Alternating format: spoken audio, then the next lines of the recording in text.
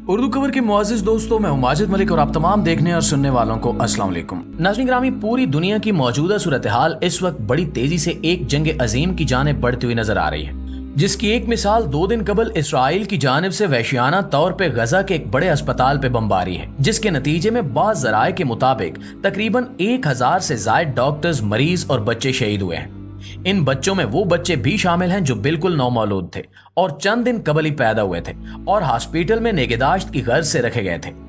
नाज़रीन, इस वाक़े के फौरन बाद जहां पे मुसलमान ममालिक ने बेहद सख्त रिएक्ट किया है, वहीं पे ईरान ने इमाम रजा के मज़ार पे मौजूद आम झंडा उतार कर इसकी जगह पर एक स्याह झंडा बुलंद कर दिया है। इस स्याह झंडे को लेकर बहुत सारे लोग ये समझ रहे हैं कि शायद नबी करीम सल्लल्लाहु अलैहि वसल्लम की वो पेशगोई कि खिरासान के इलाके से जब स्याह झंडे निकलेंगे तो इमाम मेहदी का ज़हूर नजदीक होगा, वो पूरी होने वाली है। ईरान के स्याह झंडे को बुलंद करने का क्या मकसद है और गुज़श्ता तारीख में इस किस्म के अवामिल किस जानिब इशारा करते हैं और मौजूदा इकदाम किस तरह से इस जंग में एक फैसला कुन किरदार अदा करने वाला है, आज की इस वीडियो में हम यही सब कुछ डिस्कस करेंगे। प्यारे साथियों, अगर हम हॉस्पिटल पे बमबारी की इस वहशियाना कार्रवाई के नतीजे में मुसलमान ममालिक की बात करें तो इनमें सबसे ज्यादा सख्त रिएक्ट उर्दन की हुकूमत ने दिया है, जिन्होंने इस्राएली सिफारतकारों को अपने मुल्क से निकाल दिया है, और दूसरी जानिब तुर्की में भी बेशुमार अफराद इस्राएली सिफारत खाने के बाहर जमा होकर इनके वहां से मुल्क बदर किए जाने का मुतालबा कर रहे हैं। इसके साथ साथ उर्दन में मुश्तिल अवाम ने इस्राएली सिफारत खाने को आग लगा दी है। दूसरी जानिब सऊदी अरब और दीगर मुसलमान ममालिक ने, जिनमें मिस्र भी शामिल है, इस मामले पर शदीद रद्द अमल का इजहार किया है और कहा है कि अगर इस तरह की कार्रवाई जारी रही तो हम अपने आप को इस मामले से दूर नहीं रख सकेंगे और हमें लाजमन इस मामले में शामिल होना ही होगा। इसके बाद मगरबी ममालिक की बात करें तो जहां पे अक्सरियती मगरबी ममालिक इस वहशियाना बमबारी की मुखालफत करते नजर आ रहे हैं और इसराइल को मौरूद इल्जाम ठहरा रहे हैं, वहां पे अमेरिका समेत सरकर्दा यूरोपीय ममालिक, जिनमें फ्रांस, जर्मनी, बरतानिया और दीगर सरकर्दा यूरोपीय ममालिक शामिल हैं, वो इस मामले को इसराइल की गलती करार देकर ढांपने की कोशिश में हैं। और इसका एक बड़ा सबूत ये है कि अमेरिकी सदर जो बाइडेन ने अपने गुज़श्ता दौरे में इसराइल को हर किस्म की सपोर्ट की यकीन दहानी करवाई है, यहाँ तक कि वो अमेरिकी कांग्रेस से इसराइल के लिए $10 अरब के इमदादी पैकेज की डिमांड करने जा रहा है। दूसरी जानिब अमेरिका के साबिक सदर डोनाल्ड ट्रंप ने भी इसराइल की गैर मशरूत हिमायत जारी रखते हुए सदर जो बाइडेन की हुकूमत को शदीद तनकीद का निशाना बनाया है कि वो इसराइल की उस तरह से मदद नहीं कर रहा जिस तरह से की जानी चाहिए, और ये कि फलस्तीनियों को कुचलने में इसराइल की मुकम्मल मदद करनी चाहिए।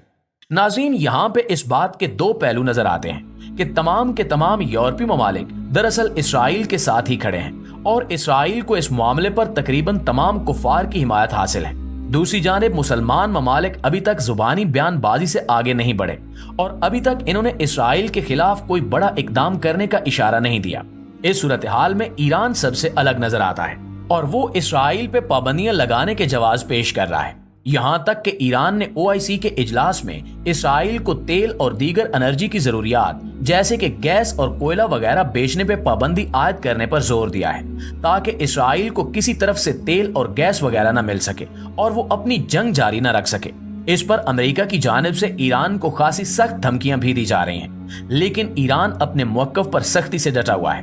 अब अगर हम बात करें कि इमाम रजा के मज़ार पर आम झंडे को बदलकर वहां पे स्याह झंडा क्यों लहराया गया, तो दरअसल ये एक रिवायत है कि जब भी किसी बड़े वाक़े पे सोग का ऐलान करना हो तो आम झंडों को स्याह झंडों से बदल दिया जाता है, और इमाम रजा के मज़ार पर होने वाली झंडे की ये तब्दीली भी इसी जानिब इशारा करती है कि ईरान फलस्तीनी शहदा के गम में सोग मना रहा है। अगर हम इसका तारीखी हवाला आपको पेश करें तो इसमें हम आपको बताएंगे कि ईरान की मिलिट्री इंटेलिजेंस के जनरल कासिम सुलेमानी को जब मगरबी ताकतों ने धोखे से शाम में कत्ल किया था तो ईरान ने इसके बदले के तौर पर अपने इलाके कुम में मौजूद एक बड़ी मरकजी जामे मस्जिद, जिसको जमकरन जामे मस्जिद कहा जाता है, वहां पे मौजूद झंडे को सुर्ख झंडे से तब्दील कर दिया था। और ईरानी आइडियोलॉजी के मुताबिक सुर्ख झंडा इंतकाम की निशानदेही करता है। गो के ईरान अब तक अपने जनरल की हलाकत का इंतकाम तो नहीं ले सका, लेकिन वो इस मामले में खासा सीरियस है और अब तक इस मस्जिद में मौजूद झंडे को नहीं बदला गया, जिसका मतलब ये है कि ईरान का इंतकामी ऑपरेशन अभी तक जारी है।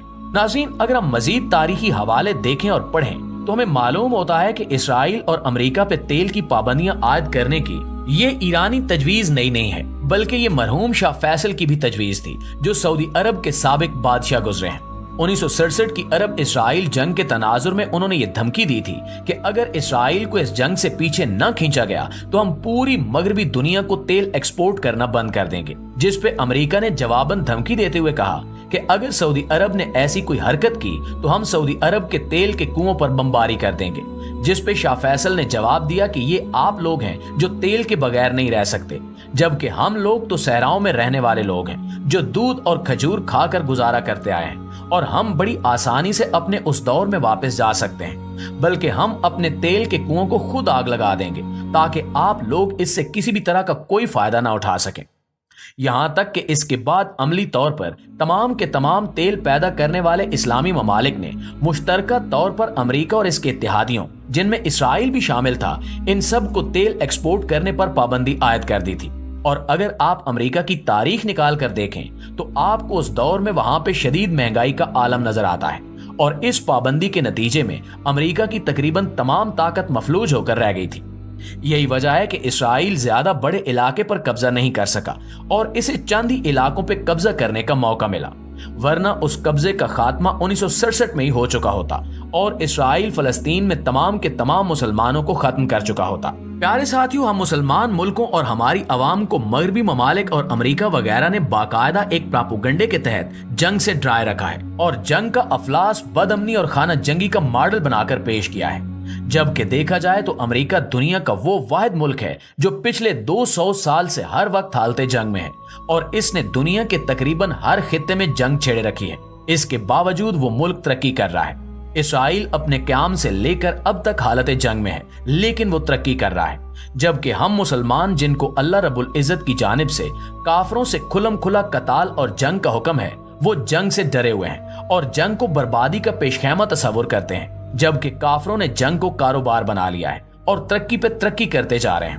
ہماری پسماندگی اور شکست کا سب سے بڑا سبب یہ ہے کہ ہم نے قرآن اور قرآن کی تعلیمات سمیت اللہ رب العزت کے احکامات اور اپنے رسول اللہ صلی اللہ علیہ وآلہ وسلم کی واضح ہدایات کو پس پشت ڈال دیا ہے، اور اپنی شاندار تاریخ کے ہوتے ہوئے بھی ہم لوگ بزدلی کا شکار ہیں۔ اگر آپ اسلامی تاریخ اٹھا کر دیکھیں تو جب تک مسلمانوں نے جنگ کو ہاتھ سے نہیں چھوڑا اور دنیا کے مختلف علاقوں کو فتح کرنا جاری رکھا، تب تک مسلمان ہی دنیا کی سب سے زیادہ ترقی یافتہ قوم تھے، اور اسی دور میں مسلمانوں نے سب سے زیادہ سائنسدان، عالم اور سکالرز پیدا کیے، اور جب سے ہم مسلمانوں نے بزدلی کے ہاتھوں جنگ سے کنارہ کشی اختیار کی ہے، تب سے ہم لوگ مسلسل تنزلی اور پستی کا شکار ہوتے جا رہے ہیں، اور ہر آنے والا دن ہم پہ اور ہمارے ایمان پہ سوالیہ نشان ثابت کر رہا ہے۔ اللہ سے دعا ہے کہ وہ ہمیں ہدایت نصیب فرمائے اور اپنے احکامات پر عمل کرنے کی توفیق عطا فرمائے، اور ہمیں اس بہادری سے نوازے کہ جس سے تمام کے تمام کفار ایک بار پھر ویسے ہی ہم سے خوفزدہ ہوں، جیسے کہ خالد بن ولید اور طارق بن زیاد کے دور میں